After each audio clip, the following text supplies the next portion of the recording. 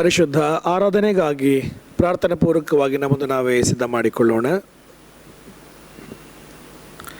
ಪರಿಶುದ್ಧನು ಪರಿಶುದ್ಧನು ಪರಿಶುದ್ಧನು ಸದಾ ಜೀವಿಸುವಾತನಾಗಿರುವ ನಮ್ಮ ಪರಲೋಕದ ತಂದೆಯಾದ ದೇವರೇ, ನಿನ್ನ ಪರಿಶುದ್ಧ ನಾಮಕ್ಕೆ ಮುಂಜಾನೆ ಸಮಯದಲ್ಲಿ ಸ್ತೋತ್ರ ಸಲ್ಲಿಸ್ತೇವೆ.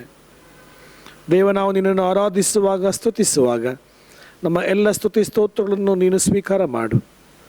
ನಾವು ನಿನ್ನನ್ನು ಆರಾಧಿಸಿ ನಿನ್ನ ಆಶೀರ್ವಾದಗಳಿಗೆ ಪಾತ್ರರಾಗಲು ಕೃಪೆ ತೋರಿಸು. ನಿನ್ನ ಸಹಾಯದ ನಿಮಿತ್ತವಾಗಿ ಸ್ವಾಮಿ, ನಾವು ಕಳೆದ ವಾರವೆಲ್ಲವೂ ನಿನ್ನ ಅನೇಕ ಆಶೀರ್ವಾದಗಳನ್ನು ಹೊಂದಿಕೊಳ್ಳುವಂತೆ ನಡೆಸಿದ್ದಿ. ಈ ವಾರದ ಮೊದಲ ದಿನದಲ್ಲಿ ಸ್ವಾಮಿ, ನಿನ್ನ ಕೃಪೆ ಮೂಲಕವಾಗಿ ನಮ್ಮನ್ನು ಹಾರಸು, ಆಶೀರ್ವಾದ ಮಾಡು. ಈ ಆರಾಧನೆಯಲ್ಲಿ ನಿನ್ನ ಪ್ರಸನ್ನತೆ ನಮ್ಮೊಬ್ಬೊಬ್ಬರು ತುಂಬಿಸಿ ನಡೆಸು. ಯೇಸುವಿನ ಪರಿಶುದ್ಧ ನಾಮದಲ್ಲಿ ದೀನಭಾವದಿಂದ ಬೇಡಿದ್ದೇವೆ ಸ್ವಾಮಿ, ಆಮೇನ್.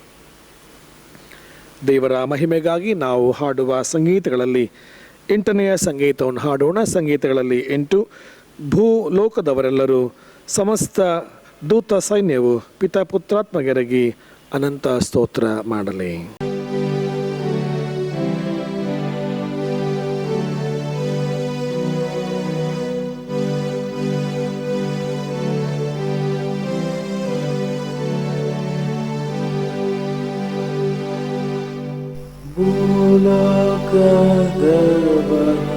ಭೂಲೋಕದವರೆಲ್ಲರೂ ಸಮಸ್ತ ದೂತ ಸೈನ್ಯವು ಪಿತಾಪುತ್ರಾತ್ಮಗೆರಗಿ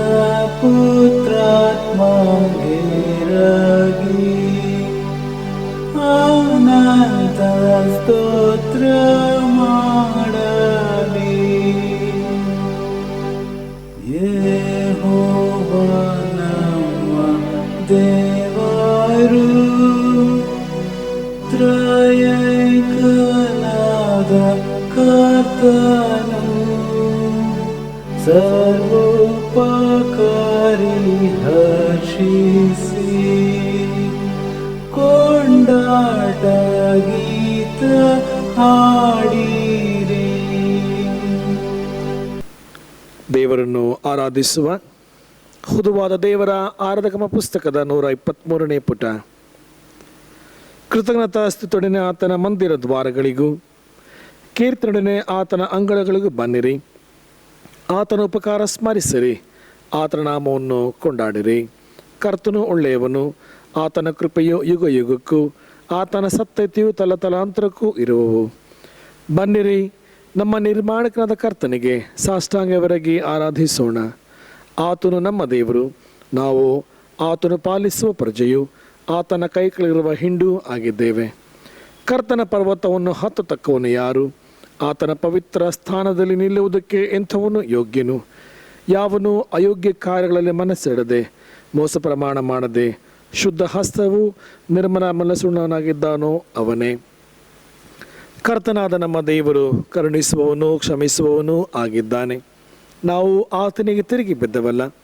ಕರ್ತನಾದ ನಮ್ಮ ದೇವರ ಮಾತನ್ನು ಕೇಳಲಿಲ್ಲ, ನಮಗೆ ಗೊತ್ತು ಮಾಡಿದ ಧರ್ಮ ಮಾರ್ಗದಲ್ಲಿ ನಡೆಯಲಿಲ್ಲ.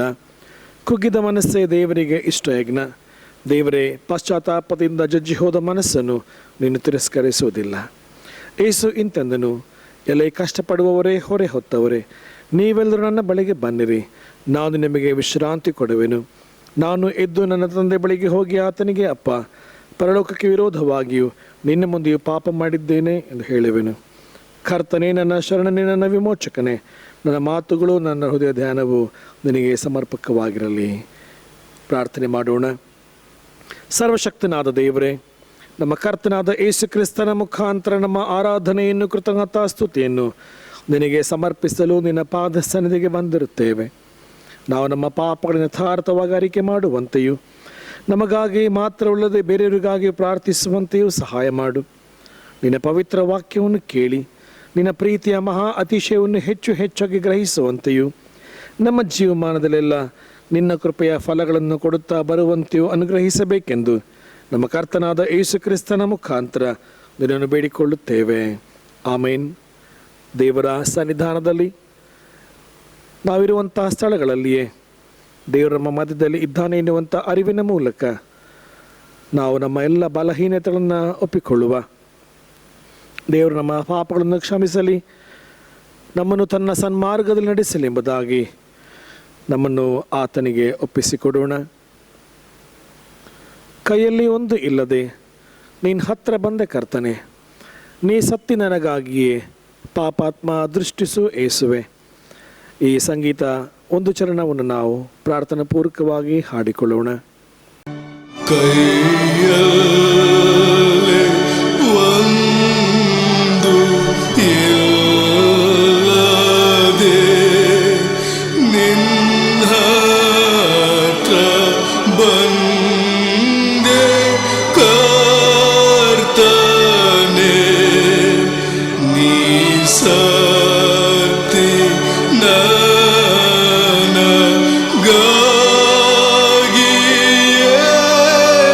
ಪಾಪಾತ್ಮ ದೃಷ್ಟಿಸೇಸುವೆ.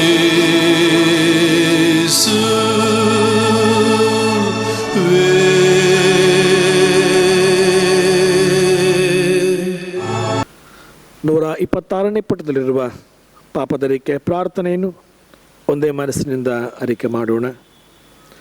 ಪ್ರೀತಿ ಸ್ವರೂಪನಾದ ದೇವರೇ, ನನ್ನನ್ನು ಕರುಣಿಸು. ಕರುಣಾನಿಧಿ, ನನ್ನ ದ್ರೋಹವನ್ನೆಲ್ಲ ಅಳಿಸಿಬಿಡು. ನನ್ನ ಪಾಪವನ್ನು ಸಂಪೂರ್ಣವಾಗಿ ತೊಳೆದು ಬಿಡು. ನನ್ನ ದೋಷವನ್ನು ಪರಿಹರಿಸಿ ನನ್ನನ್ನು ಶುದ್ಧಿಗೊಳಿಸು. ನಾನು ದ್ರೋಹಿ ಎಂದು ನಾನೇ ಒಪ್ಪಿಕೊಂಡಿದ್ದೇನೆ. ನನ್ನ ಪಾಪವು ಯಾವಾಗಲೂ ನನ್ನ ಮುಂದೆ ಇದೆ. ನಿನಗೆ ತಪ್ಪು ಮಾಡಿದ್ದೇನೆ. ನಿನ್ನ ದೃಷ್ಟಿಗೆ ಕೆಟ್ಟದ್ದಾಗಿರುವುದನ್ನೇ ಮಾಡಿದ್ದೇನೆ. ದೇವರೇ, ನನ್ನಲ್ಲಿ ಶುದ್ಧ ಹೃದಯ ನಿರ್ಮಿಸು.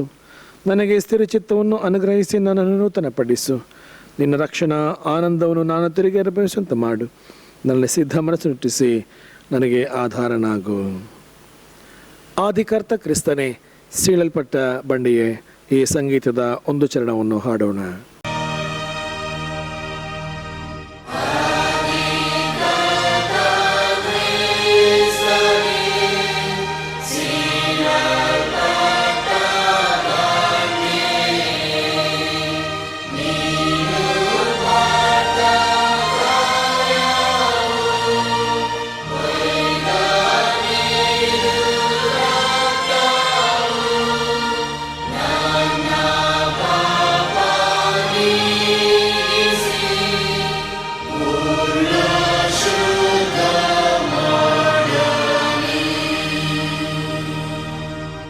ಎಲ್ಲ ಕಾಲದಲ್ಲೂ ಎಲ್ಲ ವೇಳೆಯಲ್ಲಿಯೂ ನಮ್ಮ ಜೊತೆಯಲ್ಲಿದ್ದು ನಮ್ಮನ್ನು ಕಾಪಾಡುವಂಥ ದೇವರೇ, ನಿನಗೆ ಅನಂತ ಸ್ತೋತ್ರವಾಗಲಿ ಸ್ವಾಮಿ. ಕರ್ತನೆ, ಅನುದಿನವೂ ನಮ್ಮ ಜೀವನದಲ್ಲಿ ನಡೆಯುವಂಥ ಎಲ್ಲ ವಿಷಯಗಳಲ್ಲಿ ಸತ್ಯದ ದಾರಿಯಲ್ಲಿ, ಬೆಳಕಿನ ದಾರಿಯಲ್ಲಿ ನಡೆಸಿ ನಮ್ಮನ್ನು ಕ್ಷಮಿಸುವಂಥ ದೇವರಾಗಿದೆ ಸ್ವಾಮಿ. ಅದಕ್ಕಾಗಿ ವಂದನೆಯನ್ನು ಸಲ್ಲಿಸ್ತೇವೆ. ತಂದೆಯ ದೇವರೇ, ನಮ್ಮ ಪರಿಸರ, ನಮ್ಮ ಜೀವನದಲ್ಲಿ, ನಮ್ಮ ಒಡನಾಟದಲ್ಲಿ, ನಮ್ಮ ಬಾಳ್ವೆಯಲ್ಲಿ ಅನೇಕ ವೇಳೆ ಸ್ವಾಮಿ ನಿನ್ನನ್ನು ಮರೆತು ಹೋಗುತ್ತೇವೆ. ನಿನ್ನ ವಾಕ್ಯಕ್ಕೆ ಅನುಗುಣವಾಗಿ ನಾವು ಜೀವಿಸುವುದಿಲ್ಲ. ನಮ್ಮ ನೆರೆಯವರ ವಿಷಯದಲ್ಲಿ ಸಂಕುಚಿತ ಮನೋಭಾವನೆಯನ್ನು ಹೊಂದುತ್ತೇವೆ. ಹೃದಯಗಳಲ್ಲಿ ಅನೇಕ ವಿಧವಾದಂಥ ರೀತಿಯಲ್ಲಿ ಆಲೋಚನೆ ಮಾಡಿ ಅನೇಕ ರೀತಿಯಲ್ಲಿ ನಮ್ಮ ನೆರೆಯವರಿಗೆ ವಿರುದ್ಧವಾಗಿ ನಿಲ್ಲುತ್ತೇವೆ ಸ್ವಾಮಿ. ಕರ್ತನೆ, ನಮ್ಮನ್ನು ಕ್ಷಮಿಸು. ಕರ್ತನೆ, ನಮ್ಮ ಹೃದಯವನ್ನು ಶುದ್ಧೀಕರಿಸು. ಹೃದಯದಲ್ಲಿರುವಂಥ ಎಲ್ಲ ಕಶ್ಮಲಗಳನ್ನು ತೆಗೆದುಹಾಕು ಸ್ವಾಮಿ. ಶುದ್ಧವಾದ ಹೃದಯವನ್ನು ಕೊಡು ಸ್ವಾಮಿ. ನಾವು ನಿನ್ನನ್ನೇ ಮನಪೂರ್ವಕವಾಗಿ ನಮ್ಮ ಹೃದಯಗಳಲ್ಲಿ, ಮನಸ್ಸುಗಳಲ್ಲಿ ಸ್ವೀಕಾರ ಮಾಡಿಕೊಂಡು ನಾವು ನಡೆಯಬೇಕಾದಂಥ ದಾರಿಯನ್ನು ನಿನ್ನಿಂದ ನಿರೀಕ್ಷಿಸಿ ವಾಕ್ಯದಂತೆ ಜೀವಿಸುವ ಹಾಗೆ ನಮ್ಮನ್ನು ಬಲಪಡಿಸು, ಆಶೀರ್ವದಿಸು. ಚೈತನ್ಯ ಸ್ವರೂಪನಾದಂಥ ದೇವರೇ, ನೀನೇ ನಮ್ಮ ಹತ್ತಿರದಲ್ಲಿದ್ದು ಬೆಳಕಿನ ದಾರಿಯಲ್ಲಿ ನಮ್ಮನ್ನು ಮುನ್ನಡೆಸೆಂದು ಯೇಸು ಸ್ವಾಮಿ ಮೂಲಕ ಬೇಡಿಕೊಳ್ಳುತ್ತೇವೆ ಸ್ವಾಮಿ. ಆಮೇನ್. ಈ ಪರಿಶುದ್ಧ ಆರಾಧನೆಗೆ ನೇಮಕವಾದ ಮೊದಲೆಯ ವೇದ ಭಾಗವನ್ನು ಕೇಳಿಸಿಕೊಳ್ಳೋಣ. ಈ ಸಬ್ಬತ್ ದಿನದ ಆರಾಧನೆಗಾಗಿ ನೇಮಕವಾಗಿರುವ ವೇದ ಭಾಗವು ಯೋಹಾನನು ಬರೆದ ಸುವಾರ್ತೆ 3ನೇ ಅಧ್ಯಾಯ ವಚನಗಳು 1ರಿಂದ 8ರವರೆಗೆ.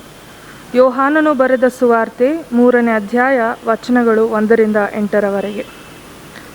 ಫರಿಸಾಯರಲ್ಲಿ ಯಹೂದ್ಯರ ಹಿರಿ ಸಭೆಯವನಾದ ನಿಕೋದೇಮನೆಂಬ ಒಬ್ಬ ಮನುಷ್ಯನಿದ್ದನು. ಅವನು ರಾತ್ರಿಯಲ್ಲಿ ಯೇಸುವಿನ ಬಳಿಗೆ ಬಂದು ಆತನಿಗೆ, ಗುರುವೇ, ನೀನು ದೇವರ ಕಡೆಯಿಂದ ಬಂದ ಬೋಧಕನೆಂದು ಬಲ್ಲೆವು. ನೀನು ಮಾಡುವಂಥ ಈ ಸೂಚಕ ಕಾರ್ಯಗಳನ್ನು ದೇವರ ಸಹಾಯವಿಲ್ಲದೆ ಮಾಡುವುದು ಯಾರಿಂದಲೂ ಆಗದು ಎಂದು ಹೇಳಿದನು. ಅದಕ್ಕೆ ಯೇಸು, ನಾನು ನಿನಗೆ ನಿಜ ನಿಜವಾಗಿ ಹೇಳುತ್ತೇನೆ, ಒಬ್ಬನು ಹೊಸದಾಗಿ ಹುಟ್ಟದಿದ್ದರೆ ಅವನು ದೇವರ ರಾಜ್ಯವನ್ನು ಕಾಣಲಾರನು ಅಂದನು. ನಿಕೋದೇಮನು ಆತನನ್ನು, ಮನುಷ್ಯನು ಮುದುಕನಾದ ಮೇಲೆ ಹುಟ್ಟುವುದು ಹೇಗೆ? ಅವನು ತನ್ನ ತಾಯಿಯ ಗರ್ಭದಲ್ಲೇ ತಿರುಗಿ ಸೇರಿ ಹುಟ್ಟುವುದಾದೀತೆ ಎಂದು ಕೇಳಿದನು. ಅದಕ್ಕೆ ಯೇಸು, ನಾನು ನಿನಗೆ ನಿಜ ನಿಜವಾಗಿ ಹೇಳುತ್ತೇನೆ, ಒಬ್ಬನು ನೀರಿನಿಂದಲೂ ಆತ್ಮನಿಂದಲೂ ಹುಟ್ಟದಿದ್ದರೆ ದೇವರ ರಾಜ್ಯಕ್ಕೆ ಸೇರಲಾರನು. ದೇಹದಿಂದ ಹುಟ್ಟಿದ್ದು ದೇಹವೇ, ಆತ್ಮನಿಂದ ಹುಟ್ಟಿದ್ದು ಆತ್ಮವೇ. ನೀವು ಹೊಸದಾಗಿ ಹುಟ್ಟಬೇಕು ಎಂದು ನಾನು ನಿನಗೆ ಹೇಳಿದ್ದರಿಂದ ಆಶ್ಚರ್ಯಪಡಬೇಡ. ಗಾಳಿಯು ಮನಸ್ಸು ಬಂದ ಕಡೆ ಬೀಸುತ್ತದೆ, ಅದರ ಸಪ್ಪಳವನ್ನು ಕೇಳುತ್ತಿ, ಆದರೆ ಅದು ಎಲ್ಲಿಂದ ಬರುತ್ತದೋ ಎಲ್ಲಿಗೆ ಹೋಗುತ್ತದೋ ನಿನಗೆ ತಿಳಿಯದು. ಆತ್ಮನಿಂದ ಹುಟ್ಟಿದವರೆಲ್ಲರೂ ಅದರಂತೆಯೇ ಅಂದನು ಎಂಬುವಂಥದ್ದೇ. ಹಾಡುವ ಸಂಕೀರ್ತನೆಗಳಲ್ಲಿ 132ನೆಯ ಸಂಕೀರ್ತನೆಯನ್ನು ಹಾಡಿಕೊಳ್ಳೋಣ.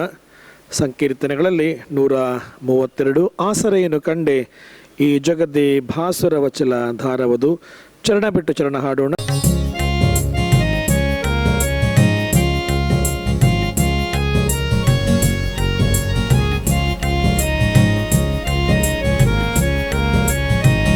ಆಸರೆಯನ್ನು ಕಂಡೆ ಈ ಜಗದಿ ಬಾಸುರ ವಚಲ ಧಾರವದು. ಆಸರೆಯನ್ನು ಕಂಡೆ ಈ ಜಗದಿ ಬಾಸುರ ವಚಲ ಧಾರವದು. ಗಾಸಿಯ ನೀಗಿಸಿ ವಿಶ್ರಮವೀವದು. ಗಾಸಿಯ ನೀಗಿಸಿ ವಿಶ್ರಮವೀವದು. ಯೇಸುವಿನ ಶಿಲುಬೆ ಈ ಜಗದಿ. ಯೇಸುವಿನ ಶಿಲುಬೆ ಈ ಜಗದಿ. ಆಸರೆಯನ್ನು ಕಂಡೆ ಈ ಜಗದಿ ಬಾಸುರ ವಚಲ ಧಾರವದು.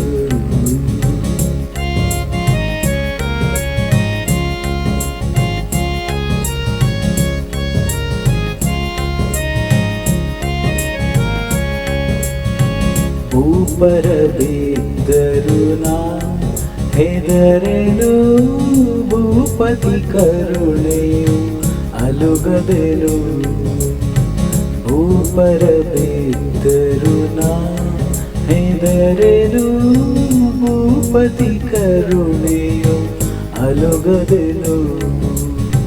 ತಾಪ ನಿವಾರಕ ಶಾಪ ವಿಮೋಚಕ. ತಾಪ ನಿವಾರಕ ಶಾಪ ವಿಮೋಚಕ. ಕಾಪಾಡುವನು ಸತತ ಈ ಜಗದಿ. ಕಾಪಾಡುವನು ಸತತ ಈ ಜಗದಿ.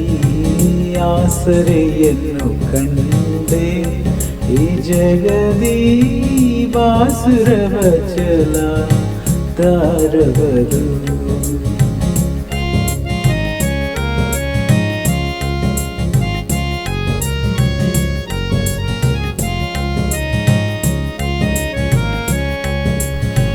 ತಳವಿಲ್ಲದ ಪ್ರೇಮ ಬುದಿಯೊಳು ಅಳಿದವು ಭೀಕರ ಪಾಪಗಳು. ತಳವಿಲ್ಲದ ಪ್ರೇಮ ಬುದಿಯೊಳು ಅಳಿದವು ಭೀಕರ ಪಾಪಗಳು. ಗೆಳೆಯನ ರಕ್ತದಿ ದೆನ್ನ ಪರಾದವ. ಗೆಳೆಯನ ರಕ್ತದಿ ದೆನ್ನ ಪರಾದವ. ಕಲೆಗಳು ತೊಲಗಿದವೈ ಈ ಜಗದಿ. ಕಲೆಗಳು ತೊಲಗಿದವೈ ಈ ಜಗದಿ. ಆಸರೆಯನ್ನು ಕಂಡೆ ಈ ಜಗದಿ ಬಾಸುರ ವಚಲ ಧಾರವದು. ಈ ಪರಿಶುದ್ಧ ಆರಾಧನೆಗೆ ನೇಮಕವಾದಂತಹ ಹೊಸ ಒಡಂಬಡಿಕೆಯ ಪತ್ರಿಕಾ ಪಾರಣವು ಓದಲ್ಪಡುವುದು. ಪತ್ರಿಕೆ ಪಾರಣಕ್ಕಾಗಿ ಆರಿಸಿಕೊಂಡ ವೇದ ಭಾಗವು ತೀತನು ಬರೆದ ಪತ್ರಿಕೆ 3ನೇ ಅಧ್ಯಾಯ 3ರಿಂದ 8ನೇ ವಚನದವರೆಗೆ. ತೀತನು ಬರೆದ ಪತ್ರಿಕೆ 3ನೇ ಅಧ್ಯಾಯ 3ರಿಂದ 8ನೇ ವಚನದವರೆಗೆ. ನಾವು ಸಹ ಮೊದಲು ಅವಿವೇಕಿಗಳು, ಅವಿಧೇಯರು, ಮೋಸ ಹೋದವರು, ನಾನಾ ವಿಧವಾದ ದುರಾಶೆಗಳಿಗೆ ಮತ್ತು ಭೋಗಗಳಿಗೆ ಅಧೀನರು, ಕೆಟ್ಟತನ, ಹೊಟ್ಟೆ ಕಿಚ್ಚುಗಳಿಗೆ ಕಾಲ ಕಳೆಯುವವರು, ಅಸಹ್ಯರು, ಒಬ್ಬರನ್ನೊಬ್ಬರು ಹಾಗೆ ಮಾಡುವವರು ಆಗಿದ್ದೆವು. ಆದರೆ ನಮ್ಮ ರಕ್ಷಕನಾದ ದೇವರ ದಯೆಯು ಜನೋಪಕಾರವು ಪ್ರತ್ಯಕ್ಷವಾದಾಗ ನಾವು ಮಾಡಿದ ಪುಣ್ಯಕ್ರಿಯೆಗಳ ನಿಮಿತ್ತದಿಂದಲ್ಲ, ಆತನ ಕರುಣೆಯಲ್ಲಿಯೇ ಪುನರ್ಜನ್ಮವನ್ನು ಸೂಚಿಸುವ ಸ್ನಾನದ ಮೂಲಕವಾಗಿಯೂ ಪವಿತ್ರಾತ್ಮನು ನಮ್ಮಲ್ಲಿ ನೂತನ ಸ್ವಭಾವವನ್ನು ಉಂಟು ಮಾಡುವುದರ ಮೂಲಕವಾಗಿಯೂ ಆತನು ನಮ್ಮನ್ನು ರಕ್ಷಿಸಿದನು. ನಾವು ನಮ್ಮ ರಕ್ಷಕನಾದ ಯೇಸು ಕ್ರಿಸ್ತನ ಕೃಪೆಯಿಂದ ನೀತಿವಂತರೆಂದು ನಿರ್ಣಯಿಸಲ್ಪಟ್ಟು ನಿತ್ಯ ಜೀವದ ನಿರೀಕ್ಷೆಯನ್ನು ಪಡೆದು ಅದಕ್ಕೆ ಬಾಧ್ಯರಾಗುವಂತೆ ದೇವರು ಆತನ ಮೂಲಕ ಪವಿತ್ರಾತ್ಮನನ್ನು ನಮ್ಮ ಮೇಲೆ ಸಮೃದ್ಧಿಯಾಗಿ ಸುರಿಸಿದನು. ಇದು ನಂಬತಕ್ಕ ಮಾತಾಗಿದೆ. ದೇವರಲ್ಲಿ ನಂಬಿಕೆ ಇಟ್ಟಿರುವವರು ಸತ್ಕ್ರಿಯೆಗಳನ್ನು ಮಾಡುವುದರಲ್ಲಿ ಜಾಗರೂಕರಾಗಿರುವಂತೆ ನೀನು ಈ ಎಲ್ಲ ಮಾತುಗಳನ್ನು ದೃಢವಾಗಿ ಹೇಳಬೇಕೆಂದು ಅಪೇಕ್ಷಿಸುತ್ತೇನೆ. ಇವು ಉತ್ತಮವೂ ಮನುಷ್ಯರಿಗೆ ಪ್ರಯೋಜನಕರವೂ ಆಗಿವೆ ಎಂಬುದೇ. ಕಾಪಾಡುವ ದೇವರೇ, ಸಂತೋಷವುಳ್ಳ ಯೋಚನೆ 208ನೇ ಸಂಗೀತದ ಒಂದು ಚರಣವನ್ನು ನಾವು ಹಾಡಿಕೊಳ್ಳೋಣ.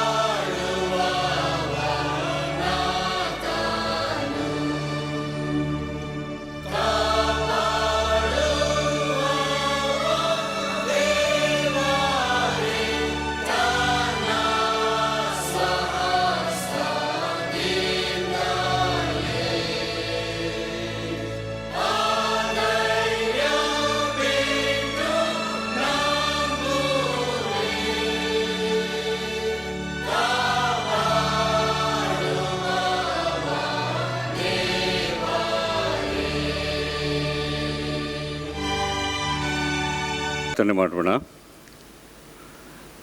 ಪರಾತ್ಪರನಾದಂಥ ನಮ್ಮ ಪರಲೋಕದ ತಂದೆಯ ದೇವರೇ, ನಿನಗೆ ಯಾವಾಗಲೂ ಸ್ತೋತ್ರವನ್ನು ಸಲ್ಲಿಸ್ತೇವೆ ಸ್ವಾಮಿ.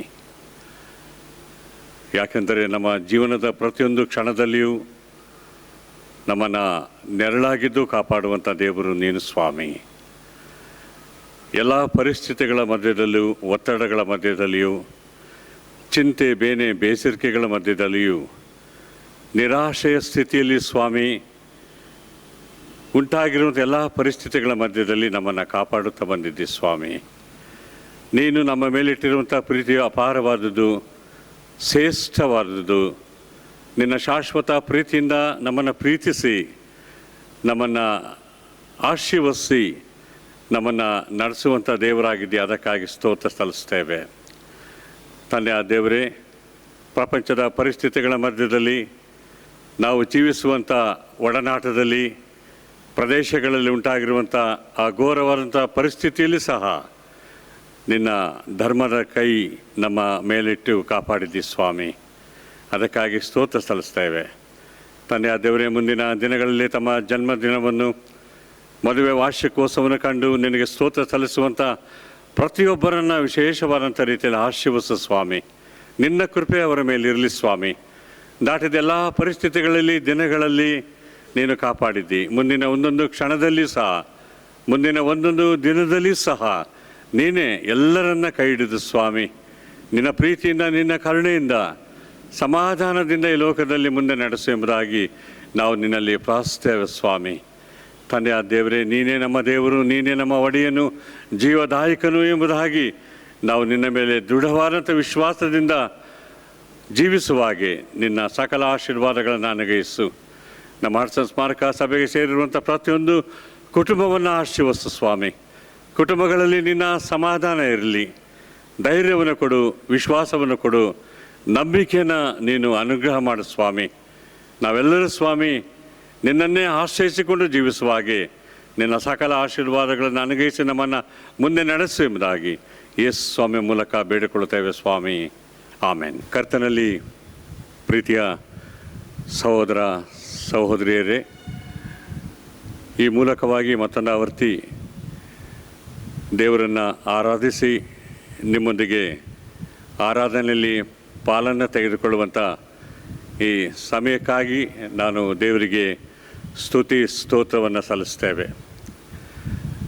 ನಮ್ಮ ಜೀವನ, ನಮ್ಮ ಒಡನಾಟ, ಸಭೆಯ ಬಾಳ್ವೆ, ನಮ್ಮ ಎಲ್ಲ ಪರಿಸ್ಥಿತಿಗಳಲ್ಲಿ ಸಹ ದೇವರು ನಮಗೆ ಆಧಾರವಾಗಿದ್ದು ನಡೆಸ್ತಾ ಇದ್ದಾನೆ. ನಮ್ಮ ಜೊತೆಯ ಸಭಾಪಾಲಕರಾದಂಥ ಗಣ ಸುಜಯ್ ಕುಮಾರರೊಂದಿಗೆ ನಾವು ಸಭಾಪಾಲನಾ ಸಮಿತಿ ಎಲ್ಲ ಸದಸ್ಯರು ನಮ್ಮ ಸಭೆಗೋಸ್ಕರವಾಗಿ ಚಿಂತಿಸುತ್ತೇವೆ, ಆಲೋಚನೆ ಮಾಡುತ್ತೇವೆ. ಹೇಗೆ ಈ ಸಭೆಯ ಆರಾಧನೆಗಳನ್ನು ಮುಂದುವರಿಸಲು ಯಾವ ರೀತಿಯಲ್ಲಿ ಅನೇಕ ಯೋಜನೆಗಳನ್ನು ಹಾಕಿಕೊಳ್ಳಬೇಕು, ಅದರ ಮೂಲಕವಾಗಿ ನಾವು ದೇವರನ್ನು ಆರಾಧಿಸುವಂಥ ಅನೇಕ ಕ್ರಮಗಳನ್ನು ನಾವು ನಡೆಸುತ್ತಾ ಬಂದಿದ್ದೇವೆ. ಅನೇಕ ವೇಳೆ ನಮಗೆ ಮನಸ್ಸಿನ ಸ್ಥಿತಿಗತಿಗಳು ನಿರಾಶೆ ಆದರೂ ಸಹ ನಾವು ನಿರಾಶರಾಗುವುದಕ್ಕೆ ಅವಕಾಶ ಇಲ್ಲ. ಯಾಕಂದರೆ ದೇವರು ನಮಗೆ ನಿರೀಕ್ಷೆ ಆಗಿದ್ದಾನೆ. ಆತನೇ ನಮ್ಮನ್ನು ಲೋಕದಲ್ಲಿ ನಡೆಸುವಂಥ ದೇವರಾಗಿದ್ದಾನೆ ಎಂಬುದಾಗಿ ನಾವೆಲ್ಲರೂ ತಿಳಿದುಕೊಳ್ಳೋಣ. ಎಲ್ಲರೂ ಒಟ್ಟಾಗಿ ನಾವು ದೇವರಿಗೆ ಪ್ರಾರ್ಥಿಸಿ, ದೇವರೇ ನಮ್ಮನ್ನು, ನಮ್ಮ ಜನಾಂಗವನ್ನು, ನಮ್ಮ ರಾಜ್ಯವನ್ನು, ನಮ್ಮ ಸಭೆಗಳನ್ನು, ನಮ್ಮ ಜನರನ್ನು ಕಾಪಾಡು ಎಂಬುದಾಗಿ ದೇವರಲ್ಲಿ ನಾವು ಪ್ರಾರ್ಥಿಸುವಂಥದ್ದು ಭಾಳ ಶ್ರೇಷ್ಠವಾದಂಥ ಕಾರ್ಯ. ಇದೇ ಸಂದರ್ಭದಲ್ಲಿ ಭಾಳ ವಿಷಾದತೆಯಿಂದ ನಮ್ಮ ಸಭೆಯ ಸದಸ್ಯರಾದಂಥ ಶ್ರೀಯುತ ಡಿ ಪಾಲ್ರಾಜ್ ಅವರು ದಿನಾಂಕ 8/12/2020 ರಲ್ಲಿ ದೇವರಲ್ಲಿ ನಿದ್ರೆ ಹೋದರು ಎಂಬುದಾಗಿ ನಾವು ತಿಳಿಸಲು ವಿಷಾದಿಸುತ್ತೇವೆ. ಅವರ ಒಂದು ಭೂಸ್ಥಾಪನೆಯನ್ನು 13/8/2020 ಅದನ್ನು ನೆರವೇರಿಸಲಾಯಿತು. ಶ್ರೀಯುತ ಡಿ ಪಾಲ್ರಾಜ್ ಅವರು ನಮ್ಮ ಸಭೆಯಲ್ಲಿ ಅತ್ಯಂತ ಹಿರಿಯ ಸದಸ್ಯರಾಗಿದ್ದರು. ಸುಮಾರು 73 ವರ್ಷಗಳ ಕಾಲ ದೇವರು ಅವರನ್ನು ವಿಶೇಷವಾದಂಥ ರೀತಿಯಲ್ಲಿ ನಡೆಸಿದ್ದರು. ಅವರು ಅನೇಕ ವಿಧವಾದಂಥ ಸೇವೆಯಲ್ಲಿ ತೊಡಗಿದವರು, ಅನೇಕ ವಿದ್ಯಾಸಂಸ್ಥೆಗಳಲ್ಲಿ ಸೇವೆಯನ್ನು ಮಾಡಿದಂಥ ಒಬ್ಬ ವ್ಯಕ್ತಿ. ನನ್ನ ವೈಯಕ್ತಿಕವಾದಂಥ ಜೀವನದಲ್ಲಿ ಅವರ ವಿಷಯದಲ್ಲಿ ಹೇಳಬೇಕಾದ್ರೆ ಬಹಳ ಸೌಮ್ಯ ಸ್ವಭಾವವುಳ್ಳಂಥ ವ್ಯಕ್ತಿ. ಅವರ ಮರಣದ ವಿಷಯ ಗೊತ್ತಾದಾಗ ಎಲ್ಲರ ಬಾಯಿಂದ ಬಂದಂಥ ಮಾತೇನೆಂದರೆ, ಪಾಲ್ರಾಜ್ ಅವರು ಒಳ್ಳೆಯ ವ್ಯಕ್ತಿ, ಅವರಿಗಿದ್ದಂಥ ಮನಸ್ಸು, ತಾಳ್ಮೆ, ಆ ಶಾಂತಿ, ಮಾತನಾಡುವ ರೀತಿ ಎಲ್ಲವೂ ಸಹ ನಮ್ಮನ್ನು ಆಕರ್ಷಿಸುವಂಥ ವ್ಯಕ್ತಿತ್ವವನ್ನು ಪಾಲ್ರಾಜ್ ಅವರು ಬೆಳೆಸಿಕೊಂಡಿದ್ದರು. ಪ್ರತಿಯೊಬ್ಬರ ದುಃಖದಲ್ಲಿಯೂ ಸಹ ತಮ್ಮನ್ನು ಒಂದು ಮಾಡಿಕೊಳ್ತಾ ಇದ್ದರು, ಕಷ್ಟದಲ್ಲಿ ಜನರೊಂದಿಗೆ ಒಂದು ಮಾಡಿಕೊಳ್ತಾ ಇದ್ದರು. ಅಂಥ ಒಂದು ಸ್ವಭಾವ ಇರುವಂಥ ವ್ಯಕ್ತಿ ಒಂದು ಘೋರವಾದಂಥ ಒಂದು ಮರಣಕ್ಕೆ ಬಲಿಯಾದಂಥ ಸಂಗತಿಯನ್ನು ನಾವು ವಿಷಾದಿಸುತ್ತೇವೆ. ದೇವರು ಅವರ ಜೀವನಕ್ಕಾಗಿ ದೇವರು ಅವರ ಆತ್ಮವನ್ನು ಆಶೀರ್ವದಿಸಲೆಂಬುದಾಗಿ ಪ್ರಾರ್ಥಿಸುವ ಹಾಗೆ, ಕುಟುಂಬವನ್ನು ಕರುಣಿಸುವ ಹಾಗೆ ನಾವು ಹೌದು ರಮ್ಯ ನಿವಾಸವಿದೆ ದೇವಜನರಿಗೋಸ್ಕರ ಎನ್ನುವಂಥ ಒಂದು ಸಂಗೀತದ ಒಂದು ಚರಣವನ್ನು ನಾವು ಪ್ರಾರ್ಥನಾಪೂರ್ವಕವಾಗಿ ಹಾಡೋಣ.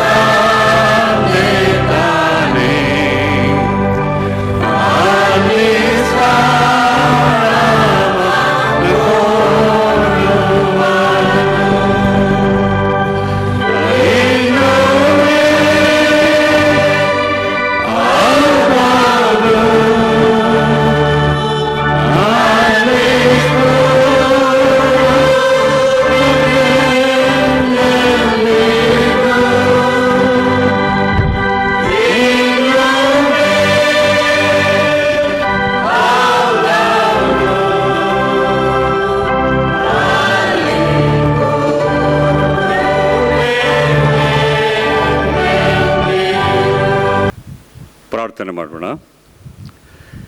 ಜೀವ ಮರಣಗಳ ಒಡೆಯನಾದಂಥ ನಮ್ಮ ಪರಲೋಕದ ತಂದೆಯಾದ ದೇವರೇ, ನಿನಗೆ ಅನಂತ ಸ್ತೋತ್ರವಾಗಲಿ ಸ್ವಾಮಿ. ನಮ್ಮ ಜೀವನದಲ್ಲಿ ಉಂಟಾಗುವಂಥ ಎಲ್ಲ ಪರಿಸ್ಥಿತಿಗಳಲ್ಲಿ ನಾವು ನಿನ್ನನ್ನು ಪ್ರಶ್ನೆ ಮಾಡುವುದಕ್ಕೆ ಸಾಧ್ಯತೆ ಇಲ್ಲ ಸ್ವಾಮಿ.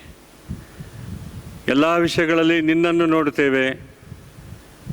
ನೀನೇ ನಮ್ಮ ದೇವರು. ನಿನ್ನ ಚಿತ್ತದಂತೆ ಈ ಲೋಕದಲ್ಲಿ ನೆರವೇರಬೇಕೆನ್ನುವಂಥ ಅಂಶವನ್ನು ತಿಳಿದು ಮೌನವಾಗಿ ನಾವು ಪ್ರಾರ್ಥಿಸ್ತೇವೆ ಸ್ವಾಮಿ.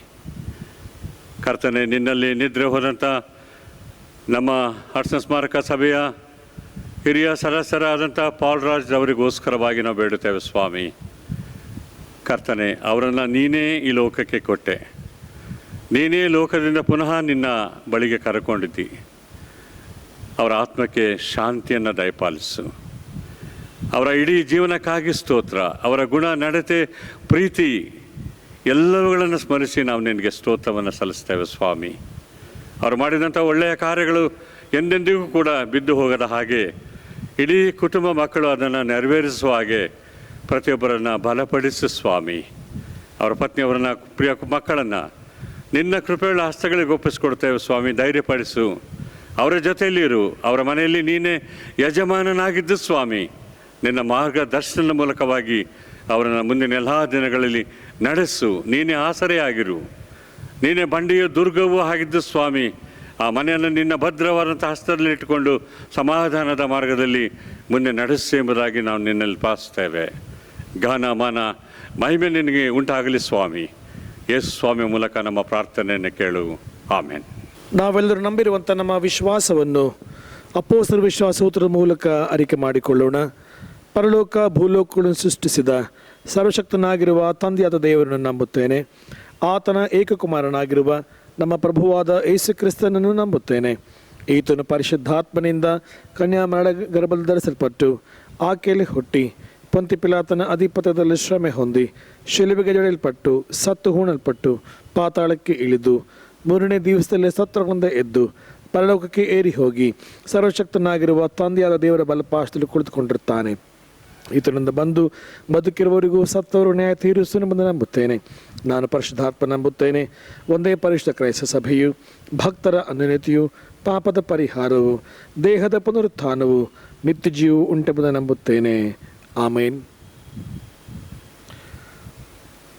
ಪ್ರಾರ್ಥನಾ ಪೂರ್ವಕವಾಗಿ ಇಂಥ ಒಳ್ಳೆಯ ಸಮಯದಳು ಯೇಸುವೆ ನಿನ್ನ ಬಳಿ ಬಂದೆವು. ಈ ಸಂಗೀತದ ಒಂದು ಚರಣವನ್ನು ನಾವು ಹಾಡಿಕೊಳ್ಳೋಣ.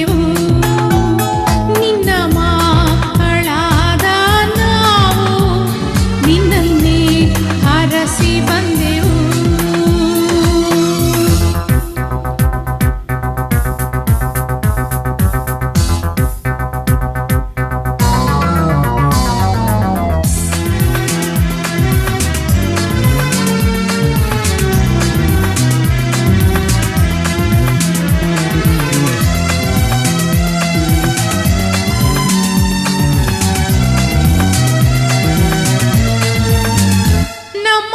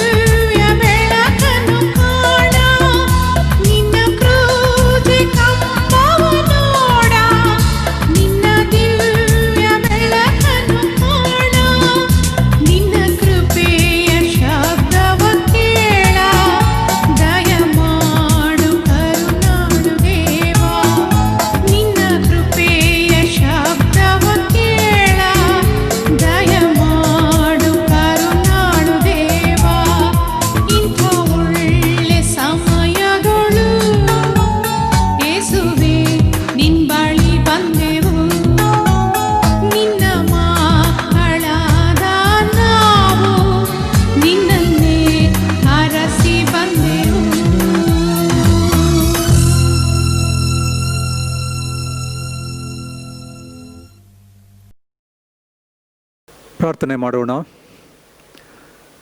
ನಮ್ಮ ನಂಬಿಕೆಗೂ ನಮ್ಮ ಜೀವನಕ್ಕೂ ಬುನಾದಿಯಾದ ಯೇಸುವೆ, ಈ ಸಮಯದಲ್ಲಿ ನಾವು ನಿನ್ನ ಸನ್ನಿಧಿಗೆ ಬರುತ್ತೇವೆ. ನಿನ್ನ ವಾಕ್ಯದ ಮೂಲಕ ಇನ್ನೂ ಹೆಚ್ಚಾದ ತಿಳುವಳಿಕೆಯನ್ನು ನಾವು ಹೊಂದಿಕೊಂಡು ನಮ್ಮ ಕ್ರಿಸ್ತಿಯ ಜೀವನವನ್ನು ಫಲಭರಿತವಾದ ಜೀವನವಾಗಿ ನಡೆಸಲು ನಾವು ನಿನ್ನ ಸನ್ನಿಧಿಗೆ ಬಂದಿದ್ದೇವೆ ಸ್ವಾಮಿ. ನಿನ್ನ ವಾಕ್ಯದ ಮೂಲಕ ನಮ್ಮ ಕೂಡ ಮಾತಾಡು. ನಿನ್ನ ವಾಕ್ಯವನ್ನು ಅರಿತುಕೊಂಡವರಾಗಿ ಅದರಂತೆ ನಡೆಯಲು ಬೇಕಂತ ಶಕ್ತಿಯನ್ನು ಮತ್ತು ತ್ರಾಣವನ್ನು ನಮಗೆ ದಯಪಾಲಿಸು.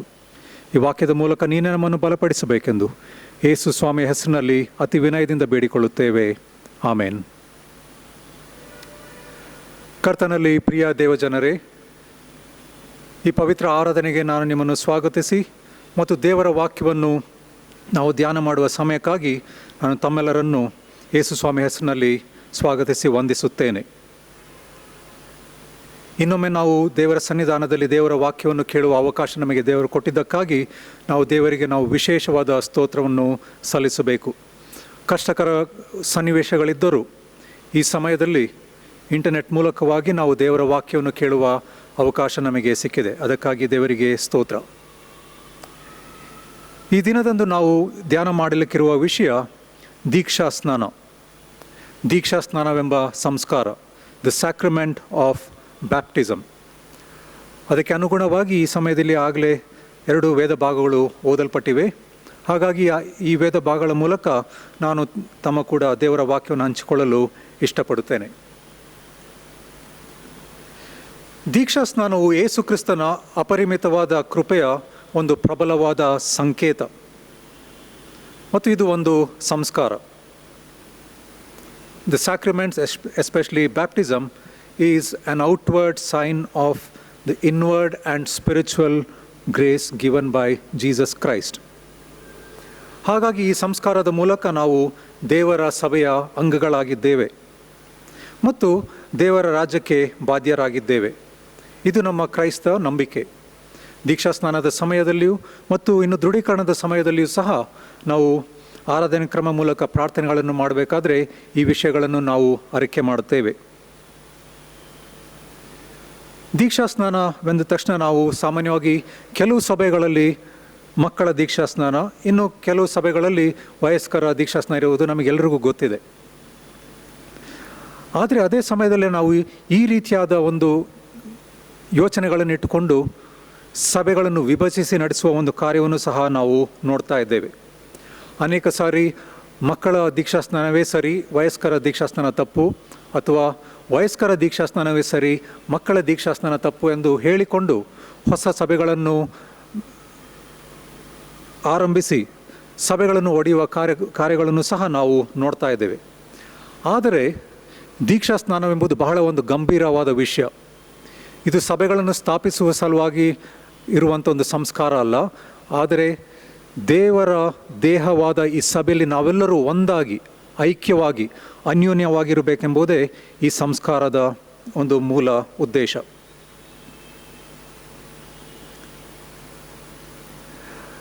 ಹಾಗಾಗಿ ನಾವು ಈ ಸಭೆಗಳಲ್ಲಿ ನಾವು ಸ್ನಾನ ದೀಕ್ಷೆಯನ್ನು ತೆಗೆದುಕೊಳ್ಳಬೇಕಾದ್ರೆ ಮೂಲಭೂತವಾಗಿ ನಾವು ಅರಿತುಕೊಳ್ಳಬೇಕಾಗಿರುವ ವಿಷಯ ದೇವರ ಕೃಪೆ ಮತ್ತು ದೇವರ ವಿಮೋಚನೆಯ ಒಂದು ಕಾರ್ಯ. ಯಾವ ರೀತಿಯಾಗಿ ಯೇಸು ಸ್ವಾಮಿ ಈ ಲೋಕಕ್ಕೆ ಬಂದು ತಾನೇ ದೀಕ್ಷಾ ಸ್ನಾನವನ್ನು ತೆಗೆದುಕೊಂಡು ತನ್ನ ಜೀವನವನ್ನು ಸಾಗಿಸಿ ಮರಣವನ್ನು ಹೊಂದಿ ಪುನರುತ್ಥಾನ ಹೊಂದಿ ನಮ್ಮೆಲ್ಲರನ್ನು ಯಾವ ರೀತಿಯಾಗಿ ತನ್ನ ಸಭೆಯಲ್ಲಿ ಸೇರಿಸಿಕೊಂಡನೋ ಈ ಕೃಪೆಯನ್ನು ನಾವು ಯಾವಾಗಲೂ ನೆನೆಸಿಕೊಳ್ಳುವ ಒಂದು ಸಂಸ್ಕಾರ ದೀಕ್ಷಾ ಸ್ನಾನದ ಸಂಸ್ಕಾರ. ಹಾಗಾಗಿ ಒಂದು ರೀತಿಯಾದ ದೀಕ್ಷಾಸ್ನಾನ ಒಂದು ಸಭೆಗೆ, ಇನ್ನೊಂದು ರೀತಿಯಾದ ದೀಕ್ಷಾಸ್ನಾನ ಇನ್ನೊಂದು ಸಭೆಗೆ ಎಂದು ಹೇಳುವುದು ಅದು ಸತ್ಯವೇದಕ್ಕೆ ವಿರುದ್ಧವಾದ ಒಂದು ಬೋಧನೆ. ಸತ್ಯವೇದದಲ್ಲಿ ವಯಸ್ಕರ ಮತ್ತು ಮಕ್ಕಳ ದೀಕ್ಷಾಸ್ನಾನಗಳ 2 ದೀಕ್ಷಾಸ್ನಾನಗಳ ಬಗ್ಗೆ ಬರೆಯಲ್ಪಟ್ಟಿವೆ. ಹಾಗಾಗಿ ಇದರ ಬಗ್ಗೆ ಯಾವ ವಾದವೂ ಇಲ್ಲ, ಯಾವುದು ಸರಿ ಯಾವುದು ತಪ್ಪು ಎಂಬ ಒಂದು ವಾದವೂ ಇಲ್ಲ.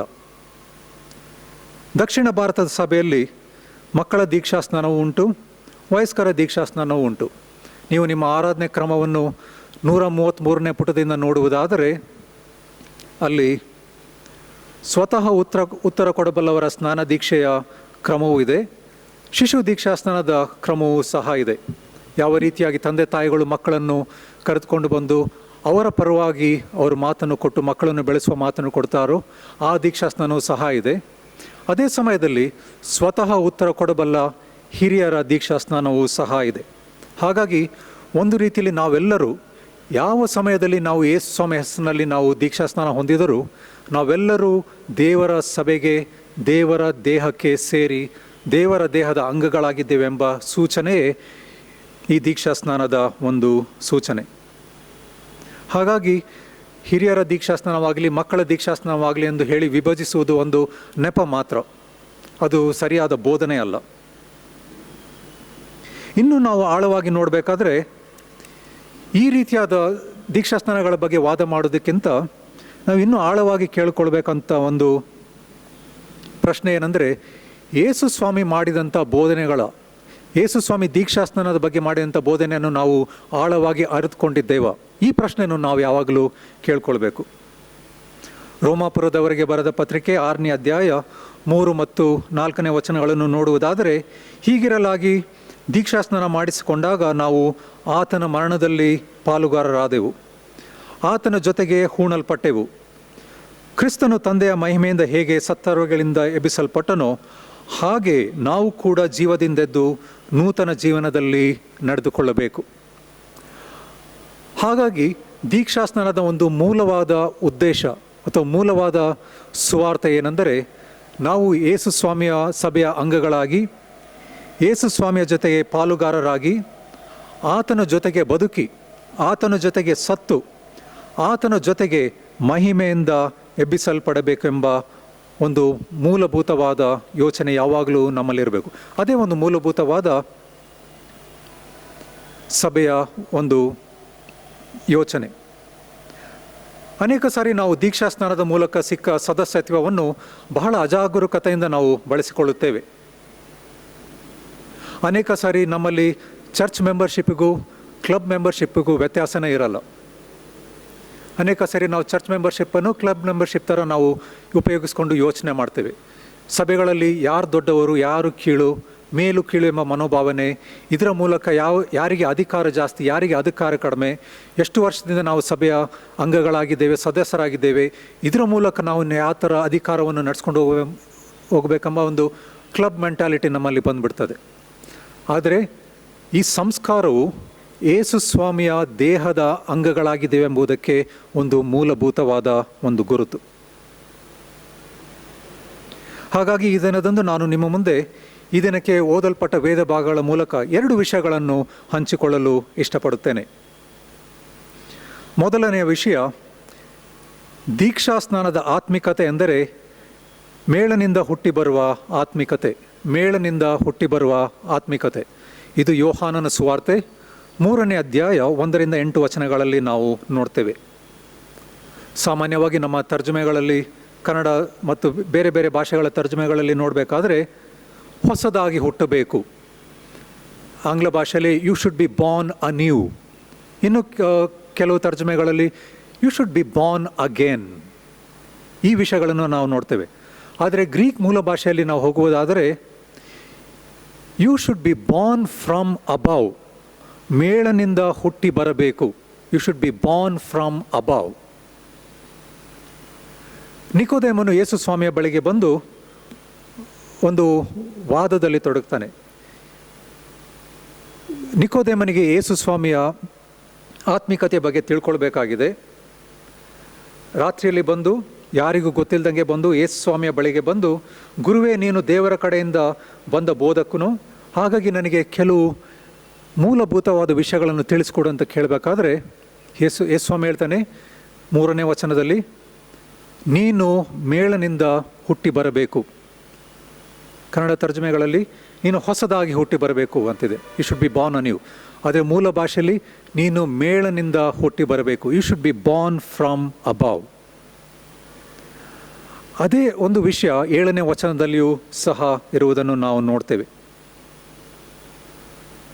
ಅನೇಕ ಸಾರಿ ನಾವು ಈ ವಿಷಯಗಳನ್ನು ನಮ್ಮ ಸ್ವಹಿತಕ್ಕಾಗಿ, ಸ್ವಪ್ರಯೋಜನಕ್ಕಾಗಿ ಇದನ್ನು ನಾವು ಭೇದ ಭಾವಗಳನ್ನು ಹುಟ್ಟಿಸುವ ಸಲುವಾಗಿ ನಾವು ಇದನ್ನು ನಾವು ಉಪಯೋಗಿಸಿಕೊಳ್ತೇವೆ. ಸಾಮಾನ್ಯವಾಗಿ ಕ್ರೈಸ್ತ ಸಭೆಗಳಲ್ಲಿ, ಅನೇಕ ಕ್ರೈಸ್ತ ಸಭೆಗಳಲ್ಲಿ ಕೇಳುವ ಪ್ರಶ್ನೆ ಇದು, are you born again? Are you born again? ನೀವು ಇನ್ನೊಮ್ಮೆ ಹುಟ್ಟಿದ್ದೀರಾ? ಅಂದರೆ ಯೇಸು ಸ್ವಾಮಿಯಲ್ಲಿ ಇನ್ನೊಮ್ಮೆ ಹುಟ್ಟಿದ್ದೀರಾ ಎಂಬ ಒಂದು ಪ್ರಶ್ನೆ. ಆದರೆ ಆ ಕೇಳುವ ಪ್ರಶ್ನೆಯ ಉದ್ದೇಶವೇನು? If you are not born again then you do not belong to this church ಎಂಬ ಒಂದು ಯೋಚನೆ ಸಾಮಾನ್ಯವಾಗಿ ಬಂದ್ಬಿಡ್ತದೆ. ಅಥವಾ ನೀವು ಇನ್ನೊಮ್ಮೆ ಹುಟ್ಟದಿದ್ದರೆ ನೀವು ನೀತಿವಂತರಲ್ಲ, ಅನೀತಿವಂತರು. There is a sense of self righteousness. ನಾನು ಬೇರೆಯವನಿಗಿಂತ ನೀತಿವಂತನು, ಬೇರೆಯವರು ಕೀಳಾದವರು, ಅವರಿಗೆ ಯೇಸು ಸ್ವಾಮಿಯಲ್ಲಿ ರಕ್ಷಣೆ ಇಲ್ಲ ಎಂಬ ಒಂದು ಭೇದ ಭಾವದ ಯೋಚನೆಯನ್ನು ಹುಟ್ಟಿಸುವ ಅನೇಕ ಯೋಚನೆಗಳನ್ನು ನಾವು ಸಭೆಗಳಲ್ಲಿ ನಾವು ನೋಡ್ತೇವೆ. ಇನ್ನು ಕೆಲವರು ಮದುವೆ ವಿಷಯವಾಗಿ ತಮ್ಮ ಮಗಳಿಗೆ ಹುಡುಗನ ನೋಡ್ಕೊಂಡು ಹೋಗ್ಬೇಕಾದ್ರೆ ಅಥವಾ ಹುಡುಗನಿಗೆ ಮಗಳನ್ನು ನೋಡ್ಕೊಂಡು ಹೋಗ್ಬೇಕಾದ್ರೆ ಸಾಮಾನ್ಯವಾಗಿ ಕೇಳ್ತಾರೆ, is your child is your son or your daughter born again? ಈ ಮ್ಯಾಟ್ರಿಮೋನಿಯಲಲ್ಲಿ ಹಾಕಬೇಕಾದ್ರೆ we need a born again Christian ಅಂತ ಸಾಮಾನ್ಯವಾಗಿ ಕೇಳ್ತಾರೆ. ಆದರೆ ಅನೇಕ ಸಾರಿ ನಾವು ಒಂದು ಆಳವಾದ ಒಂದು ಗಂಭೀರವಾದ ವಿಷಯವನ್ನು ನಾವು ಮರೆತು ಬಿಡ್ತೇವೆ. ಯೇಸು ಸ್ವಾಮಿಯ ಮೂಲಕ ನಾವು ದೀಕ್ಷಾಸ್ನಾನ ಹೊಂದಿದವರಾದ ನಾವು ಮೇಳನಿಂದ ಹುಟ್ಟಿ ಬರಬೇಕು. ಬರೀ ನಾವು ಲೋಕದ ಆಚಾರ ಪದ್ಧತಿಯ ಪ್ರಕಾರ ಇನ್ನೊಮ್ಮೆ ಹುಟ್ಟಿ ಬರುವುದಲ್ಲ, ಸಂಸ್ಕೃತಿಯ ಪ್ರಕಾರ ಇನ್ನೊಮ್ಮೆ ಹುಟ್ಟಿ ಬರುವುದಲ್ಲ, ಸಭೆಯ ಕಾರ್ಯಕ್ರಮಗಳ ಪ್ರಕಾರ ಇನ್ನೊಮ್ಮೆ ಹುಟ್ಟಿ ಬರುವುದಲ್ಲ, ಮೇಳನಿಂದ ಹುಟ್ಟಿ ಬರಬೇಕು. You should be born from above. ಅನೇಕ ಸಾರಿ ನಾವು ಇದನ್ನು ಈ ಬಾರ್ನ್ ಅಗೇನ್ ಕ್ರಿಶ್ಚಿಯನ್ಸ್ ಅಂತ ಹೇಳ್ಕೊಳ್ಬೇಕಾದ್ರೆ ಅಲ್ಲಿ ಕೆಲವು ಜಾತಿಯ ವಿಷಯಗಳನ್ನು ನಾವು ತರ್ತೇವೆ, ಅಂತಸ್ತಿನ ವಿಷಯಗಳನ್ನು ತರ್ತೇವೆ, ಬೇರೆಯವರಿಗಿಂತ ನಾವು ಉನ್ನತರು, ನಮ್ಮ ಮಟ್ಟಕ್ಕೆ ಸರಿಯಾದ ವ್ಯಕ್ತಿಯನ್ನೇ ನಮ್ಮ ಕುಟುಂಬಕ್ಕೆ ತೆಗೆದುಕೊಳ್ಬೇಕು, ಈ ರೀತಿಯಾದ ಎಲ್ಲ ಯೋಚನೆಗಳು ನಮ್ಮಲ್ಲಿ ಇರ್ತದೆ. ಈ ರೀತಿಯಾಗಿ ನಾವು ಯೋಚನೆ ಮಾಡುವುದರಿಂದ ಯೇಸು ಸ್ವಾಮಿಯ ಹೆಸರಿನ ಮೂಲಕ ಸಿಗುವ ದೀಕ್ಷಾಸ್ನಾನದ ಅರ್ಥವನ್ನೇ ನಾವು ತೆಗೆದು ಬಿಡ್ತೇವೆ. ಆಳವಾಗಿರುವ ಅದು ಗಂಭೀರವಾದ ಯೋಚನೆಗಳನ್ನೇ ನಾವು ಮರೆತು ಬಿಡ್ತೇವೆ. ಅನೇಕರು ಬಾರ್ನ್ ಅಗೇನ್ ಕ್ರಿಶ್ಚಿಯನ್ಸ್ ಅಂತ ಹೇಳ್ಕೊಂಡು ಹೊಸ ಸಭೆಗಳನ್ನೇ ಆರಂಭಿಸ್ತಾರೆ. ಹಾಗಾಗಿ ಕೆಲವು ಸಭೆಗಳಿಂದ ಬರುವವರು ಪಾಪಿಗಳು, ನಮ್ಮಿಂದ ಬರುವವರು ಹೊಸದಾಗಿ ಹುಟ್ಟಿದವರು ಎಂಬ ಒಂದು ಯೋಚನೆ. ಈ ರೀತಿಯಾದ ಪ್ರಸಂಗಗಳನ್ನು ಅನೇಕ ಸಾರಿ ನಾನು ಕೇಳಿಸ್ಕೊಂಡಿದ್ದೇನೆ. ನಾನು ಯವನಸ್ಥನಾಗಿರಬೇಕಾದ್ರೆ ಬೇರೆ ಬೇರೆ ಸ್ಥಳಗಳಿಗೆ, ಬೇರೆ ಬೇರೆ ಡಿನಾಮಿನೇಷನ್ಸ್ಗೆ ನಾವು ರಿಟ್ರೀಟ್ಸ್ಗೆ ಹೋಗ್ತಾ ಇದ್ವಿ. ಅಲ್ಲಿ ರೋಮನ್ ಕ್ಯಾಥಲಿಕ್ಸ್, CSI, ಬ್ಯಾಪ್ಟಿಸ್ಟ್, ಪೆಂಟೆಕಾಸ್ಟಲ್ ಎಲ್ಲ ಸಭೆಯವರು ಸೇರ್ಕೊಳ್ತಾ ಇದ್ವಿ, ಎಕ್ಯುಮೆನಿಕಲ್ ಯೂತ್ ಫೆಲೋಶಿಪ್.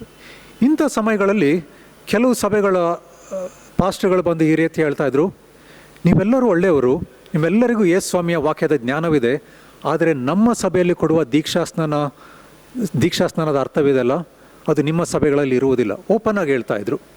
ಎಲ್ಲರಿಗೂ ಹೀಯಾಳಿಸುವಂಥ ರೀತಿಯಲ್ಲಿ ಒಂದು ದೀಕ್ಷಾಸ್ನಾನ ಮಾಡುವ ಬೋಧನೆಯ ಬಗ್ಗೆ ಹೀಯಾಳಿಸಿ ಹೇಳ್ತಾ ಇದ್ದರು. ಹಾಗಾಗಿ ನಾವು ಈ ಎಲ್ಲ ಸಾಂಸ್ಕೃತಿಕವಾದ ಈ ಎಲ್ಲವಾದ ತಪ್ಪು ಯೋಚನೆಗಳನ್ನು ಮೀರಿ ಯೇಸು ಸ್ವಾಮಿಯ ದೀಕ್ಷಾಸ್ನಾನವೆಂದರೆ ನಾವು ಮೇಲಿನಿಂದ ಹುಟ್ಟಿ ಬರುವ ಒಂದು ಹೊಸ ಅನುಭವದ ಬಗ್ಗೆ ನಾವು ಯೋಚನೆ ಮಾಡಬೇಕು. ಅನೇಕ ಸಾರಿ ನಮ್ಮ ಸಭೆಗಳಲ್ಲೇ ನಾವು ಈ ರೀತಿಯಾದ ತಾರತಮ್ಯತೆಗಳನ್ನು, ಭೇದ ಭಾವಗಳನ್ನು ನಾವು ಮಾಡ್ತೇವೆ. ಕೋವಿಡ್ ಸನ್ನಿವೇಶದಲ್ಲಿ ನಾವು ದೀಕ್ಷಾಸ್ನಾನದ ಬಗ್ಗೆ ನಾವು ಇನ್ನೂ ಗಂಭೀರವಾಗಿ, ಇನ್ನೂ ಆಳವಾಗಿ ಯೋಚನೆ ಮಾಡಬೇಕು. ನನಗೆ ಬಹಳ ದುಃಖ ತರುತ್ತಿರುವಂಥ ಒಂದು ವಿಷಯ ಅಂದರೆ ಕೋವಿಡ್ನಿಂದ ಕಳಂಕಿತರಾಗಿ ಸಾಯುವವರಿಗೆ ಸಮಾಧಿಯಲ್ಲಿ ಒಂದು ಮೂಲೆಯಲ್ಲಿ ಹೂಣುವ ಒಂದು ಕಾರ್ಯ. ಅದು ಬಹಳ ದುಃಖಕರವಾದ ಒಂದು ಸಂಗತಿ ನನಗೆ. ನಿಮ್ಮಲ್ಲೆಲ್ಲರೂ ಅನೇಕರಿಗೆ ಈ ರೀತಿಯಾದ ಒಂದು ಯೋಚನೆ ಇದ್ದಿರ್ಬೋದು, ನೀವು ಹೇಳ್ಕೊಳ್ದೇ ಇರ್ಬೋದು. ಆದರೆ ಅನೇಕ ಸಾರಿ ಇದು ಯೇಸು ಸ್ವಾಮಿಯ ಬೋಧನೆಗೆ ವಿರುದ್ಧವಾಗಿ ಹೋಗುವ ಒಂದು ಯೋಚನೆ. ನಾವು ಈಗಾಗಲೇ ರೋಮಾಪುರದವರಿಗೆ ಬರೆದ ಪತ್ರಿಕೆಯಲ್ಲಿ ನಾವು ಓದಿಕೊಂಡಂತೆ ನಾವು ಆತನ ಮರಣದಲ್ಲಿ ಪಾಲುಗಾರರಾದೆವು, ಆತನೊಂದಿಗೆ ಹೂಣಲ್ಪಟ್ಟೆವು, ಕ್ರಿಸ್ತನು ತಂದೆಯ ಮಹಿಮೆಯಿಂದ ಹೇಗೆ ಸತ್ತವರುಗಳಿಂದ ಎಬ್ಬಿಸಲ್ಪಟ್ಟನೋ ಹಾಗೆ ನಾವು ಕೂಡ ಜೀವದಿಂದ ಎದ್ದು ಬಂದಿದ್ದೇವೆ. ಒಂದು ಕಡೆ ನಾವು ಸತ್ಯವೇದದ ವಾಕ್ಯಗಳನ್ನು ಎತ್ತಿಡಿದು ಬೋಧನೆ ಮಾಡ್ತೇವೆ, ಆದರೆ ಸಭೆಗಳಲ್ಲಿ ನಾವು ಈ ಬೋಧನೆಗಳನ್ನು ಅಭ್ಯಾಸ ಮಾಡಬೇಕಾದ್ರೆ ಎಲ್ಲ ಬೋಧನೆಗಳನ್ನು ಬದಿಗಿಟ್ಟು ಸಾಂಸ್ಕೃತಿಕವಾದ ಕಳಂಕೀಕರಣವನ್ನು ನಾವು ಅಭ್ಯಾಸ ಮಾಡ್ತೇವೆ. We look at the people who have died from Covid as having stigma. We culturally stigmatize them. We religiously stigmatize them. ಅವರನ್ನು ಸಮಾಧಿಯಲ್ಲಿ ಮೂಲೆಯಲ್ಲಿ ಹೂಣ್ತೇವೆ. ಇನ್ನು ವೈಜ್ಞಾನಿಕವಾಗಿ ನೋಡಬೇಕಾದ್ರೆ ಅವರನ್ನು ಎಲ್ಲರ ಮಧ್ಯದಲ್ಲಿ ಹೂಣುವುದರಿಂದ ಯಾರಿಗೂ ಸೋಂಕು ಬರುವುದಿಲ್ಲ. No one will get infected if you bury the dead among others. ಆದರೆ ಸಾಂಸ್ಕೃತಿಕವಾಗಿ ಬಂದ ಯೋಚನೆಯಿಂದ ಪವಿತ್ರವಾದವರು, ಹೊಲೆಯರು, ಶುದ್ಧರಾದವರು, ಅಶುದ್ಧರು, ಆರೋಗ್ಯದಲ್ಲಿರುವವರು, ಸೋಂಕಿತರು, ಈ ಎಲ್ಲ ಯೋಚನೆಗಳನ್ನು ಸಾಂಸ್ಕೃತಿಕವಾಗಿ ನಾವು ಬೆಳೆಸ್ಕೊಂಡು ಬಂದು ಕೋವಿಡ್ನಿಂದ ಸತ್ತರವನ್ನು ಒಂದು ಮೂಲೆಯಲ್ಲಿ ಹೂಣುವ ಒಂದು ಅಭ್ಯಾಸ, ಅದು ಬಹಳ ಒಂದು ದುಃಖಕರವಾದ ಅಭ್ಯಾಸ. ಹಾಗಾಗಿ ನಾವು ದೀಕ್ಷಾ ಸ್ನಾನದ ಮೂಲಕ ನಾವು ತಿಳ್ಕೊಳ್ಬೇಕಂತ ಒಂದು ಮೂಲಭೂತವಾದ ವಿಷಯ ಏನೆಂದರೆ, ದೀಕ್ಷಾ ಸ್ನಾನವು ನಾವು ಮೇಲಿನಿಂದ ಹುಟ್ಟಿ ಬರುವ ಯೋಚನೆಗಳನ್ನು ಪ್ರತಿಬಿಂಬಿಸುವ ಒಂದು ಸಂಸ್ಕಾರವಾಗಿರಬೇಕು. ಇದನ್ನು ನಾವು ದುರುಪಯೋಗ ಪಡಿಸಿಕೊಳ್ಳಲೇಬಾರದು. ಇದನ್ನು ನಾವು ಪಡಿಸಿಕೊಳ್ಳುವುದಾದರೆ ನಾವು ಯೇಸು ಸ್ವಾಮಿ ಶಿಷ್ಯರೆಂದು ನಾವು ಕರೆಸಿಕೊಳ್ಳಿಕ್ಕೆ ನಾವು ಯೋಗ್ಯರಲ್ಲ. ಇದರ ಮೂಲಕ ನಾವು ಸಭೆಗಳನ್ನು ಒಡೆಯುತ್ತೇವೆ, ಭೇದ ಭಾವಗಳನ್ನು ಹುಟ್ಟಿಸುತ್ತೇವೆ. ಇದು ಸಭೆಯ ಒಂದು ಒಳ್ಳೆಯ ಚಿತ್ರವಲ್ಲ. ಹಾಗಾಗಿ ದೀಕ್ಷಾ ಸ್ನಾನದ ಮೂಲಭೂತ ಒಂದು ವಿಷಯ, ಇದರ ಆತ್ಮಿಕತೆ ಮೇಲಿನಿಂದ ಹುಟ್ಟಿ ಬರುವ ಆತ್ಮಿಕತೆ, to be born from above. ಎರಡನೇ ವಿಷಯ ನಾನು ನಿಮ್ಮ ಮುಂದೆ ಹಂಚಿಕೊಳ್ಳಲು ಇಷ್ಟಪಡುತ್ತೇನೆ. ಅದು ತೀತನಿಗೆ ಬರೆಯಲ್ಪಟ್ಟ ಪತ್ರಿಕೆ 3ನೇ ಅಧ್ಯಾಯ 3-8 ವಚನಗಳು. ಈ ವಚನಗಳ ಮೂಲಕ ನಾವು ತಿಳ್ಕೊಳ್ಬೇಕಾದಂಥ ವಿಷಯ ಏನೆಂದರೆ, ನಾವು ದೀಕ್ಷಾ ಸ್ನಾನದ ಪ್ರತಿಜ್ಞೆಗಳನ್ನು ಜೀವನ ಶೈಲಿಯಾಗಿ ನಾವು ಪರಿವರ್ತಿಸಬೇಕು. ದೀಕ್ಷಾ ಸ್ನಾನದ ಪ್ರತಿಜ್ಞೆಗಳನ್ನು ನಾವು ಜೀವನ ಶೈಲಿಯಾಗಿ ಪರಿವರ್ತಿಸಬೇಕು. 3ನೇ ಅಧ್ಯಾಯ 8ನೇ ವಚನವನ್ನು ನಾವು ನೋಡುವುದಾದರೆ, ದೇವರಲ್ಲಿ ನಂಬಿಕೆ ಇಟ್ಟಿರುವವರು ಸತ್ಕ್ರಿಯೆಗಳನ್ನು ಮಾಡುವುದರಲ್ಲಿ ಜಾಗರೂಕರಾಗಿರುವಂತೆ ನೀನು ಈ ಮಾತುಗಳನ್ನು ಯಾವಾಗಲೂ ದೃಢವಾಗಿ ಹೇಳಬೇಕೆಂದು ಅಪೇಕ್ಷಿಸುತ್ತೇನೆ.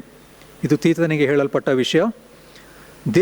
ದೇವರಲ್ಲಿ ನಂಬಿಕೆ ಇಟ್ಟವರು ಸತ್ಕ್ರಿಯೆಗಳನ್ನು ಮಾಡುವುದರಲ್ಲಿ ಜಾಗರೂಕರಾಗಿರುವಂತೆ ನೀನು ಈ ಮಾತುಗಳನ್ನು ಯಾವಾಗಲೂ ದೃಢವಾಗಿ ಹೇಳಬೇಕೆಂದು ಅಪೇಕ್ಷಿಸುತ್ತೇನೆ.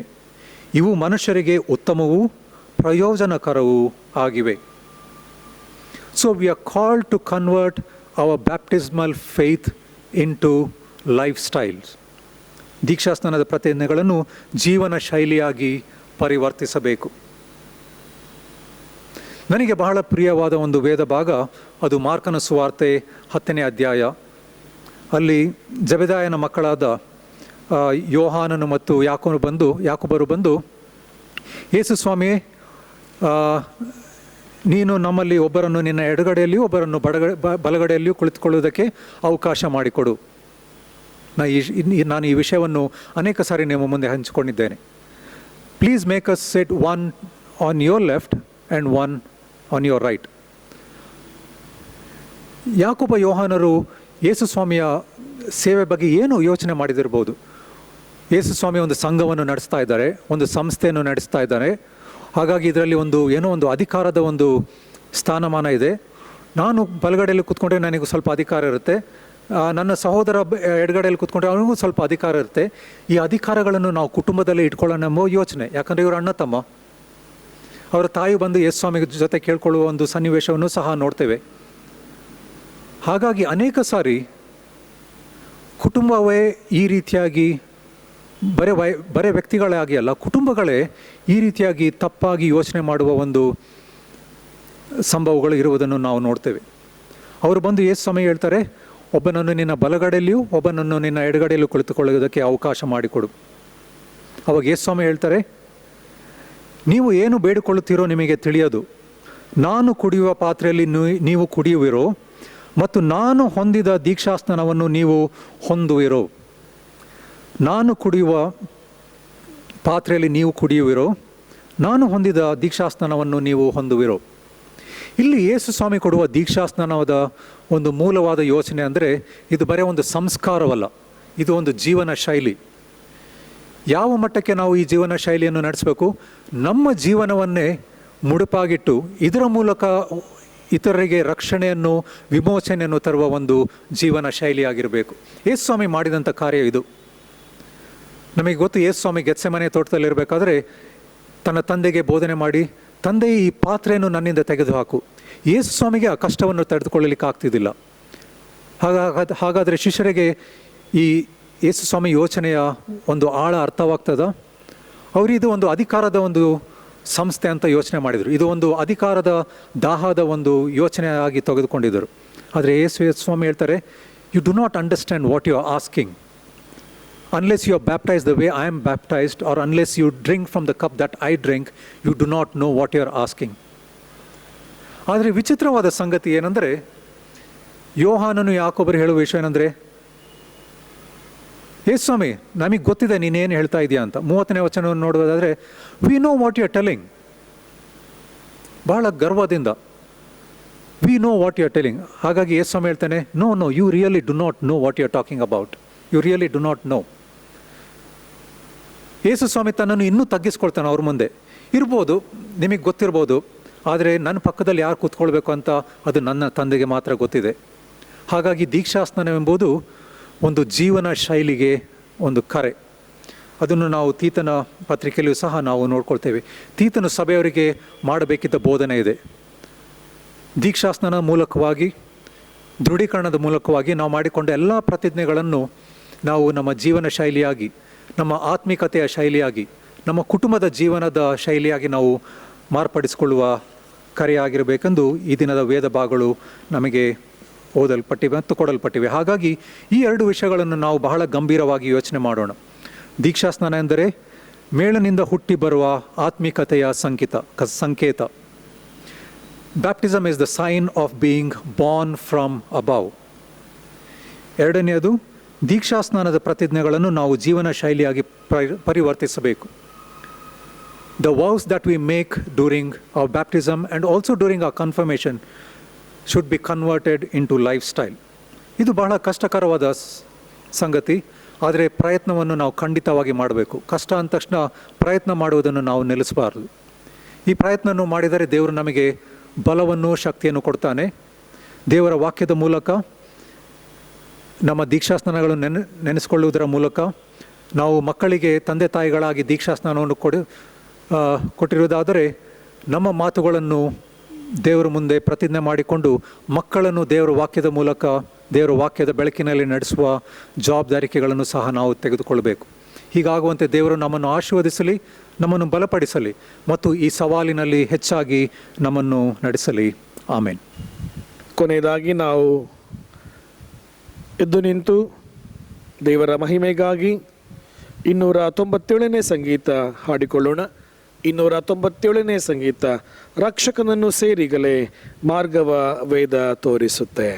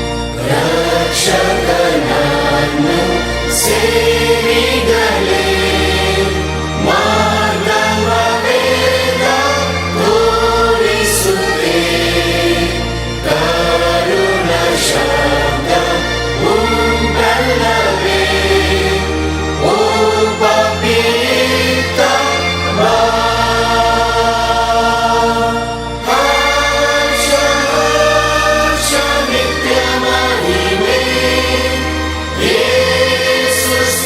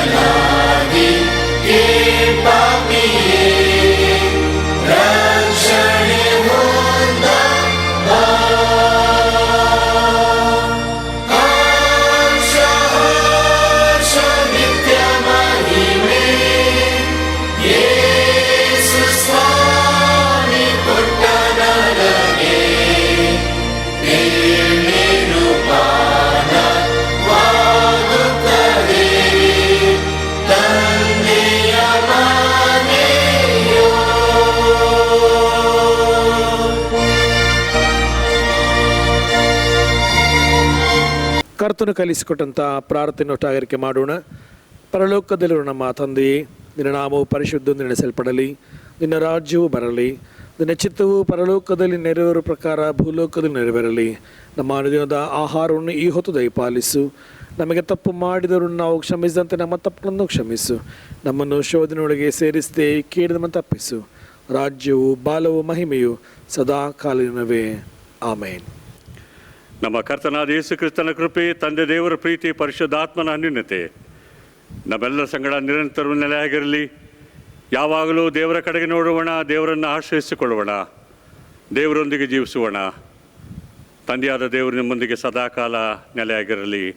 ಆಮೇನ್.